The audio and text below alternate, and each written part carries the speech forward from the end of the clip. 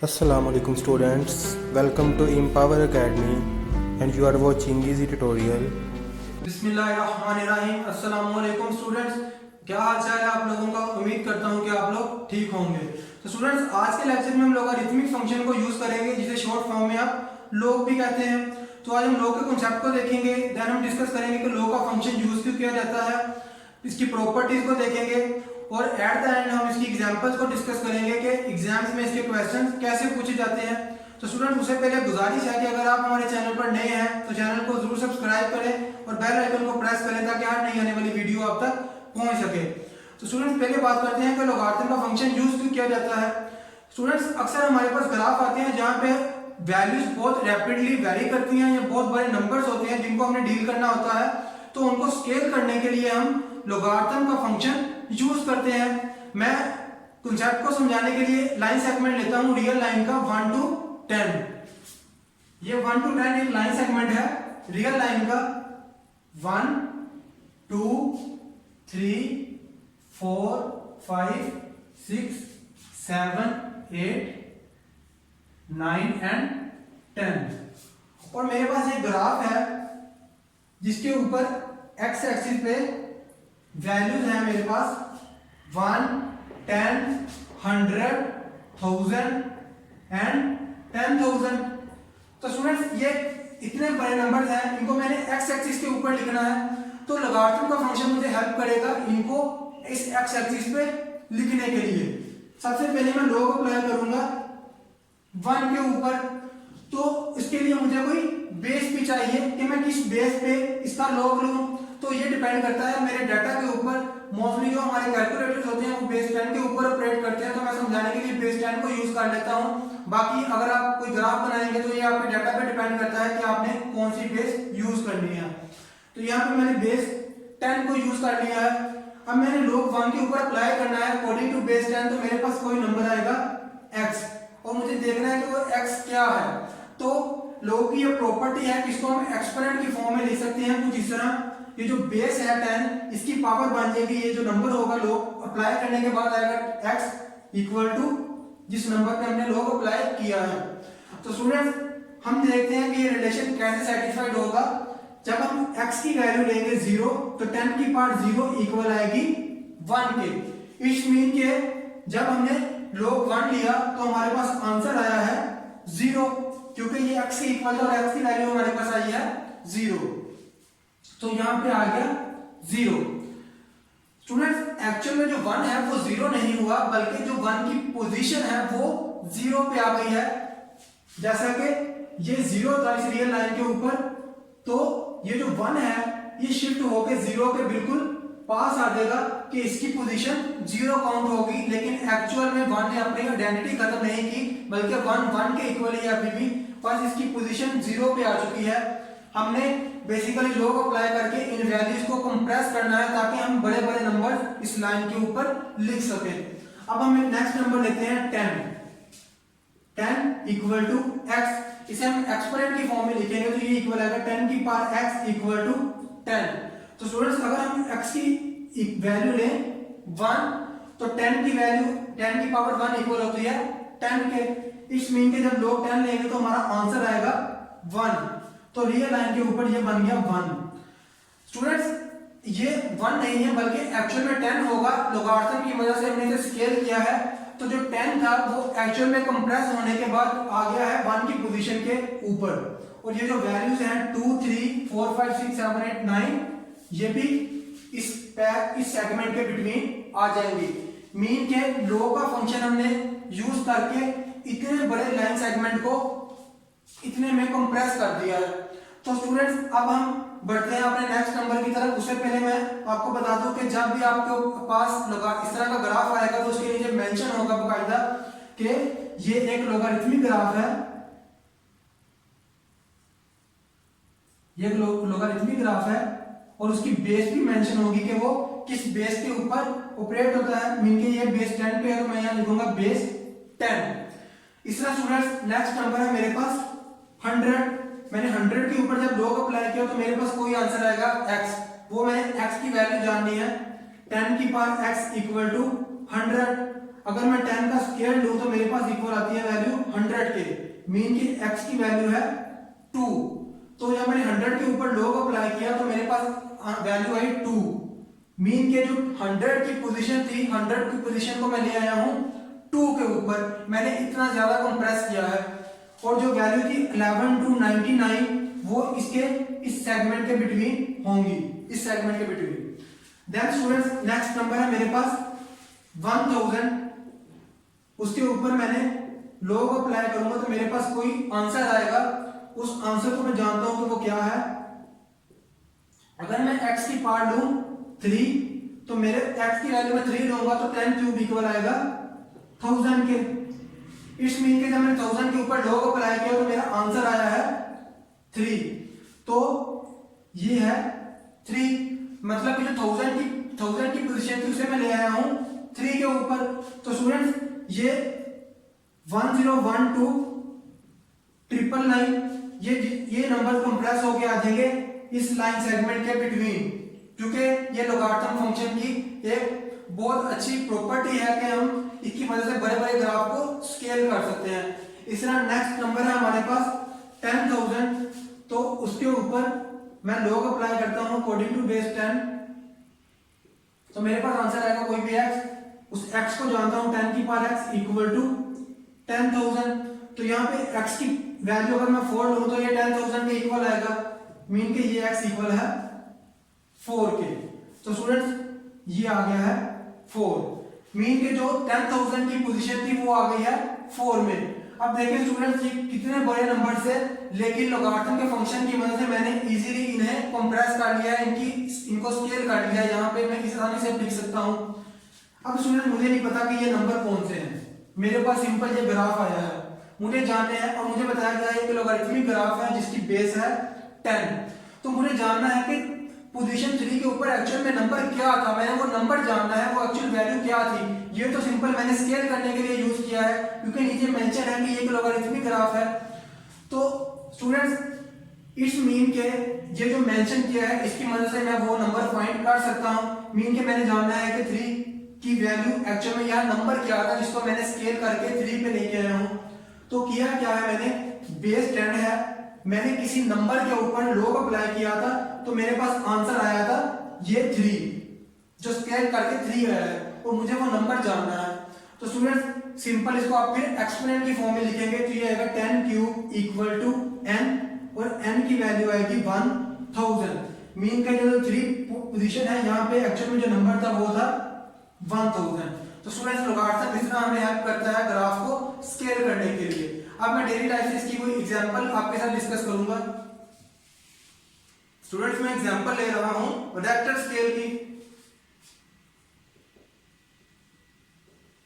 Vector scale. तो students ये scale use होता है अर्थक्वेक की शिद्दत को मेजर करने के लिए। तो हम देखेंगे कि ये रिक्टर स्केल भी एक लोगारिथमिक स्केल ही है जो बेस 10 के ऊपर ऑपरेट होता है। अब जब भी जलजला वगैरह आता है तो आप न्यूज सुनते हैं कि शिद्दत थी 5.0, 5.4, 6.0, लेकिन स्टूडेंट्स एक्चुअल में वो शिद्दत 5.0 या 6.0 नहीं होती, बल्कि वो शिद्दत एक बहुत बड़ा नंबर होता है। जैसा कि ये एक रेक्टर स्केल है जो कि लोगारिथमिक स्केल है एक्चुअल में, और उसकी बेस है 10। तो ये यहाँ पे है मेरे पास पाकिस्तान, एट ए टाइम जलजला आया है पाकिस्तान में, ये है तुर्की और ये है इराक। तो स्टूडेंट्स यहां पे लेट्स सपोज मेरे पास पाकिस्तान में शिद्दत थी इसकी 5 और तुर्की में शिद्दत थी इसी जलजले की 7 और इराक में शिद्दत थी इसकी 10। तो एक्चुअल में क्या ये शिद्दत थी 5, 7, 10, इतना छोटा सा नंबर होगा, वहां पूरी दुनिया हिल जाती है और ये नंबर इतना छोटा है 5, 7 एंड 10। अब हम देखेंगे कि एक्चुअल में वो नंबर कौन सा बनता है। स्टूडेंट्स ये सिंपल एक स्केलिंग की गई है क्योंकि ये लोगारिथमिक स्केल है, बेस 10 के ऊपर इसे ऑपरेट किया गया है। लेकिन अगर हम एक्चुअल में वैल्यू जानना चाहेंगे तो वो ये होगी, अगर मैं log अप्लाई करूं, मैंने log अप्लाई किया था एक्चुअल में किसी नंबर के ऊपर, तो मुझे ये वैल्यू मिली है 5, क्योंकि रिक्टर स्केल है लोगारिथमिक स्केल है बेस 10 के ऊपर। तो जाहिर बात है कि किसी नंबर के ऊपर according to base 10 log apply किया गया है, तो हमारे पास ये 5 आया है। तो ये भी पता है कि बेस 10 पे ऑपरेट होता है रिक्टर स्केल, लेकिन वो जो नंबर है वो अब हमें जानना है कि एक्चुअल में शिद्दत क्या थी। तो वो शिद्दत थी, जब हम इसको एक्सपोनेंट की फॉर्म में लिखेंगे तो वो आएगा 10 की power 5 equal to n। Actual में वो उस जलजले की इंटेंसिटी कितनी थी, 10 की पावर 5। इस 10 की पावर 5 ये बहुत बड़ा नंबर था, तो स्केलिंग करने के लिए रिक्टर स्केल की मदद से हमने यूज किया, लॉगरिथम अप्लाई किया बेस 10 के अकॉर्डिंग, तो हमारे पास रिजल्ट आया 5। लेकिन एक्चुअल में हुआ क्या है, ये 10 की पावर 5 को हमने स्केल किया है, पोजीशन 5 के ऊपर लेके आए हैं। अब हमारे पास ये अगर तुर्की का देखें तो यहाँ पे शिद्दत थी 7, तो इट्स मीन के रिक्टर स्केल बेस 10 हमने किसी नंबर के ऊपर अप्लाई किया है, तो हमारे पास आंसर आया है 7। तो स्टूडेंट्स ये जब इसे हम एक्सपोनेंट की फॉर्म में लिखेंगे वो होगा 10 की पावर 7 इक्वल टू n। तो ये शिद्दत बनती है 10 की पावर 7। इस तरह स्टूडेंट्स जब हम इसे देखेंगे log 10, हमने किसी नंबर के ऊपर log अप्लाई किया तो हमारे पास आंसर क्या आया है 10। तो एक्चुअल में मुझे शिद्दत बनती है 10 की पावर 10 इक्वल टू n। वो n की वैल्यू है 10 की पावर 10, तो यहाँ पे एक्चुअल में शिद्दत थी 10 की पावर 10। ये देखिए स्टूडेंट्स एक्चुअल में ये कितने बड़े नंबर है, लेकिन रिक्टर स्केल के ऊपर जब हमें बताया जा रहा है तो ये नंबर एक्चुअल में इनकी जो पोजीशन है, इनकी जो जब स्केल किया गया है तो उसने उस नंबर को कंप्रेस करके 5 की पोजीशन पे 10 की पावर 5 ले आया है, और 7 पोजीशन पे 10 की पावर 7 को 7 पोजीशन पे ले आया है, और 10 की पावर 10 को 10 पोजीशन पे लेके आया है। अब अगर हम कंपैरिजन करेंगे इन शिद्दत का डिफरेंस कितना था, तो स्टूडेंट्स जो तुर्की में जलजला आया है वो पाकिस्तान से कितने गुना ज्यादा है, वो है 100 टाइम्स इसकी शिद्दत तुर्की में ज्यादा फील की गई है। इस तरह अगर हम तुर्की और इराक का कंपैरिजन करें तो तुर्की और इराक में हमें 1000 टाइम ज्यादा उस जलजले की शिद्दत फील की है। और अगर हम पाकिस्तान और इराक का कंपैरिजन करें तो ये होगा 1 2 3 4 5 1 लाख टाइम इराक में इस जलजले की शिद्दत ज्यादा होगी। तो ये था हमारे पास लॉगरिथमिक फंक्शन का कॉन्सेप्ट। अब हम बात करेंगे इनकी प्रॉपर्टीज के ऊपर, देन हम एंटी टेस्ट के पॉइंट ऑफ व्यू से जो एमसीक्यूज आते हैं लॉगरिथम के उसको डिस्कस करेंगे। स्टूडेंट्स अब हम लॉगरिथमिक फंक्शन की प्रॉपर्टीज को डिस्कस करने जा रहे हैं। तो सबसे पहली प्रॉपर्टी है कि अगर दो नंबर ऐड हो रहे हो और उसके ऊपर अगर हम log अप्लाई करें तो वो इक्वल होगा log of a plus log of b।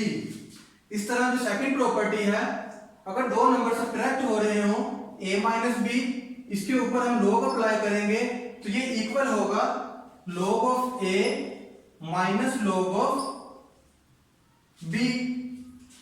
And third property है, अगर दो नंबर मल्टीप्लाई हो रहे हो और उसके ऊपर हम log अप्लाई करेंगे तो वो इक्वल होगा log of a plus log of b। Fourth property है कि अगर दो नंबर डिवाइड हो रहे हो a ओवर b, इसके ऊपर हम log अप्लाई करें तो ये इक्वल होगा log of a minus log of b। इस तरह स्टूडेंट फिफ्थ प्रॉपर्टी है कि अगर हम किसी भी नंबर के ऊपर जो कि x की पावर p है log अप्लाई करें अकॉर्डिंग टू बेस a, तो ये इक्वल होगा, log का रूल क्या कहता है, जो पावर है ये स्टार्ट में आ जाएगी, इसको हम कुछ यूं लिख सकते हैं p log a x, mean कि ये जो x की पावर थी वो आ जाएगी स्टार्ट में। इस तरह स्टूडेंट सिक्स प्रॉपर्टी है कि अगर हम दो नंबर्स हैं इनके ऊपर log अप्लाई करें log of x equal to log of y, और इनकी जो बेसिस है वो सेम है, मीन के यहाँ भी बेस a है और यहाँ भी बेस a है, तो इसको हम कुछ इस तरह भी लिख सकते हैं x equal to y। Students seven property है जो कि है चेंज ऑफ बेस फार्मूला, उसको भी डिस्कस करते हैं। चेंज ऑफ बेस फार्मूला है, मीन कि हमारे पास एक नंबर x है जिसके ऊपर हम log अप्लाई कर रहे हैं अकॉर्डिंग टू बेस a, लेकिन अब हमने इस बेस को चेंज करना है, मीन के इस ये जो बेस a है इसको b में हमने चेंज करना है और इस नंबर के ऊपर अप्लाई करना है log। तो ये फार्मूला कुछ यूं होगा कि हम डिनोमिनेटर में log लेंगे, जो पहले वाली बेस है वो है a, उसका हम log लेंगे according to new base b। Students एक प्रॉपर्टी है कि अगर हम किसी भी नंबर का log लें और उसकी बेस भी वही नंबर हो, मीन के जिस नंबर का हम log ले रहे हैं और जो बेस है वो दोनों एक दूसरे के इक्वल हो, तो ये इक्वल आएगी 1 के। इस तरह स्टूडेंट्स 9th प्रॉपर्टी है इसकी कि अगर हम 1 के ऊपर log अप्लाई करें और बेस हमारी कुछ भी हो, कोई भी नंबर हो सकता है, तो हमारा जो आंसर आएगा वो आएगा 0 के इक्वल। इस तरह इसकी 10th प्रॉपर्टी है कि अगर हम log अप्लाई करें 1 ओवर x पे, तो ये इक्वल होगी x न्यूमरेटर में जाके ऊपर x इनवर्स हो जाएगा और by using this power formula ये -1 स्टार्ट में आ जाएगा, तो ये इक्वल होगा -log ऑफ x। और स्टूडेंट्स इसकी जो 11 प्रॉपर्टी है वो है अगर हम किसी भी नंबर के ऊपर log अप्लाई कर रहे हैं अकॉर्डिंग टू बेस a और हमारा आंसर आता है y, तो इसको एक्सपोनेंट फॉर्म में हम कुछ इस तरह लिख सकते हैं, इस बेस की पावर बन जाएगा ये number y equal to x के। तो स्टूडेंट ये कुछ प्रॉपर्टीज थी। अब हम एमसीक्यूज को डिस्कस करेंगे जो एंटीटेस एग्जाम में आ चुके हैं, ताकि आपको मजीद समझ लगे कि ये प्रॉपर्टीज उनके ऊपर कैसे यूज होंगी, क्योंकि यही प्रॉपर्टीज उनके ऊपर इंप्लीमेंट होंगी और वो उनका करेक्ट आंसर आ जाएगा। तो चलते हैं अपने एग्जांपल्स की तरफ। हमने एग्जांपल में एक क्वेश्चन लिया है, इसमें हमने x की वैल्यू फाइंड करनी है, तो हम उन्हीं प्रॉपर्टीज को यूज करके आसानी से इसका सॉल्यूशन फाइंड कर सकते हैं। स्टूडेंट हम देख सकते हैं कि दोनों तरफ हमने एक तरफ log अप्लाई किया है x के ऊपर और दूसरी तरफ अप्लाई किया है 2x - 1 पे, दरमियान में है इक्वालिटी, यहाँ पे है बेस 3 और यहाँ पे है बेस 9। अगर हम इनकी बेसिस को सेम कर दें तो इक्वालिटी के रिलेशन से हम इजीली इसकी वैल्यू फाइंड कर सकते हैं। तो सबसे पहले हम इसके ऊपर change of base formula implement करेंगे इनकी बेस को इक्वल करने के लिए। तो चेंज ऑफ बेस फार्मूला था कि अगर हमारे पास हमने log अप्लाई किया है किसी नंबर x के ऊपर अकॉर्डिंग टू बेस a और अब हमने इसकी बेस को चेंज कर दिया है, log x के ऊपर अप्लाई किया है लेकिन हमने बेस को बना दिया है b, देन हमें डिनोमिनेटर में डिवाइड करना पड़ेगा इसे। हम log लेंगे पुरानी बेस का जो कि a है according to new base b। तो यहाँ पे 9 को हमने बेस 3 में कन्वर्ट करना है ताकि वो इसके इक्वल आ जाए। तो स्टूडेंट्स इसी फार्मूले की मदद से वो इक्वल होगा log 9 2x - 1। हम यहाँ पे बेस 9 को 3 बनाना है, तो इसी नंबर के ऊपर log अप्लाई करेंगे 2x - 1 according to new base 3, जिसमें हमने चेंज करना है, और डिनोमिनेटर में हम log लेंगे पुरानी बेस का जो कि 9 है अकॉर्डिंग टू न्यू बेस 3। तो ये जो है इसके इक्वल है, सिंपल इसकी वैल्यू पुट कर देंगे log 3x equal to log base 3 है, नंबर है 2x - 1 और डिनोमिनेटर में है log 3 9। अब स्टूडेंट्स हम इसको मजीद सिंप्लीफाई करेंगे, 9 को हम कुछ इस तरह भी लिख सकते हैं log बेस 3 और 9 को लिखा जा सकता है 3 स्क्वायर में। बाय यूजिंग पावर फार्मूला इस स्क्वायर को स्टार्ट में ले आएंगे तो ये बन जाएगा 2 log 3 3। स्टूडेंट्स हमने प्रॉपर्टी पढ़ी थी कि अगर हम किसी भी नंबर के ऊपर log अप्लाई करें और जो बेस है वो उस नंबर के इक्वल हो, तो हमारे पास जो रिजल्ट आता है वो होता है 1 के इक्वल। तो स्टूडेंट्स यहाँ से हमारा आंसर आएगा 2 × 1 जो कि 2 के इक्वल होगा, तो ये आ गया है 2। अब इस 2 को इस साइड पे लेकर मल्टीप्लाई कर देंगे तो ये बन जाएगा 2 log बेस 3 है, नंबर है x एंड log नंबर है 2x - 1 और बेस है 3। तो स्टूडेंट्स आप देख सकते हैं कि ये जो 2 है स्टार्ट में, इसको बाय यूजिंग पावर फार्मूला हम इसके ऊपर भी लिख सकते हैं, तो ये बन जाएगा x स्क्वायर। और एक और प्रॉपर्टी है हमने डिस्कस की थी कि अगर हम दो नंबर्स के ऊपर log अप्लाई करें, log x equal to log y, और इनकी जो बेसिस है वो सेम हो, यहाँ भी बेस a हो और यहाँ भी बेस a हो, देन x इक्वल होगा y के। तो इट्स मीन के यहाँ पे दो नंबर्स के ऊपर log अप्लाई हो रहा है और इनकी बेसिस सेम है, दोनों की बेस है 3, तो इनको हम इस तरह लिख सकते हैं x square equal to 2x minus 1। तो स्टूडेंट्स ये बन गया हमारे पास quadratic equation. By using factorisation हम आसानी से इसके रूट्स फाइंड कर सकते हैं, x की वैल्यू फाइंड कर सकते हैं। x square minus x plus 1 equal to 0। यहाँ से हम x कॉमन लेंगे तो ये बनेगा x माइनस 1, और यहाँ से माइनस कॉमन लेंगे तो ये बनेगा x माइनस 1। तो यहाँ से हमारे पास x की दो वैल्यू आएंगी जो कि होंगी 1 एंड 1। तो यहाँ से हमारे पास x की वैल्यू आ गई है। सिंपल हमने उन्हीं प्रॉपर्टीज को डिस्कस किया है। अब हम इसकी सेकंड एग्जांपल को डिस्कस करते हैं। स्टूडेंट्स ये हमारे पास सेकंड एग्जांपल है, इसको हमने सिंपलीफाई करके बताना है कि हमारा आंसर क्या होगा। तो स्टूडेंट देखने में बड़ा कॉम्प्लेक्स लग रहा है, पता नहीं कैसे से सॉल्व करना है, लेकिन वहां भी उन्हीं प्रॉपर्टीज को यहाँ भी यूज करेंगे हम और इसका आंसर आ जाएगा। आप देख सकते हैं कि ये जो log y है, यहाँ पे जिस नंबर का हमने log लिया है और जो बेस है वो एक दूसरे के इक्वल है, तो ये इक्वल होता है 1 के। ये प्रॉपर्टी भी हम पढ़ चुके हैं। और यहाँ पे है log 1 और बेस है यहाँ पे x। हमने ये प्रॉपर्टी भी डिस्कस की थी कि जब हम 1 का log लेंगे और बेस वहां पे कोई भी हो, हमारा आंसर आएगा 0। तो स्टूडेंट सिंपल ये वैल्यू इसमें पुट करेंगे हम 3 multiply 1 plus 1 over 4 minus 2 log 1 ये 0 के इक्वल होगा और ऊपर आ गई है पावर। अब इसको हम सिंप्लीफाई कर लेते हैं। 3 प्लस 1 ओवर 4 का स्क्वायर इक्वल टू 4 ओवर 4 का स्क्वायर। तो स्टूडेंट्स हमारे पास जो आंसर आएगा वो आएगा 1।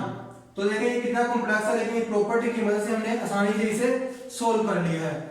होप तो स्टूडेंट आपको इसकी समझ लगी होगी, लेकिन आपको अगर फिर भी इसमें किसी भी डिफिकल्टी का सामना हो तो कमेंट बॉक्स में जरूर पूछिए। अपना ख्याल रखिए। इंशाल्लाह हम किसी नए टॉपिक के साथ हाजिर होंगे। अल्लाह हाफिज।